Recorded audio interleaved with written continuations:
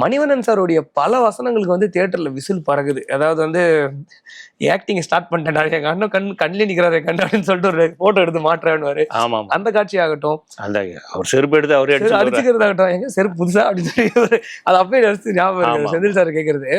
அதே மாதிரி லட்சுமி அம்மா ஓகேன்னு சொன்னோடனே ஏர்ல கால் தொட்டு கும்பிடுவாரு வந்துட்டீங்க அப்படின்னு.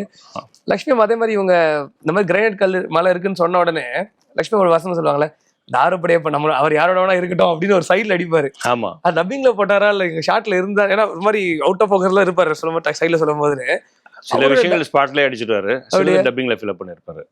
அவருக்கு எப்படி இருந்துச்சுன்னா ஒரு டைரக்டரா இருக்கிறதுனால ஒரு கட்டிருப்பாரு அந்த படத்துல வரும் கவுண்டருங்கிறது என்னன்னா அந்த மாதிரி வந்துட்டே இருக்கும் அவர்கிட்ட, சொல்லிட்டே இருப்பாரு நிறைய இடங்கள்ல. சார் இது வேணாம் சார், சீன் டெம்போ மாறிடும்னு தடுப்போம், டக்கு டக்குன்னு எல்லாத்துக்கும் கவுண்டர் அடிப்பாரு. அந்த மாதிரி அடிக்கிறதா. இன்னும் சிலதெல்லாம் டப்பிங்ல வந்து ஸ்பேஸ் இருந்தது, லிப் இருந்ததுனாக்கா பேலன்ஸ் அடிச்சிருவாரு.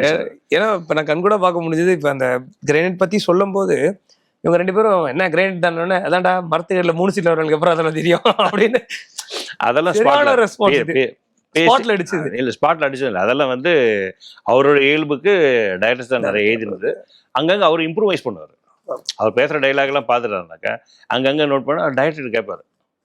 ஏன்னா அவரும் டைரக்டர்னால டைரக்டர் வந்து சார் இது நல்லா பேசுங்க, பரவாயில்ல சார் பேசுங்க சார் அப்படிப்பாரு.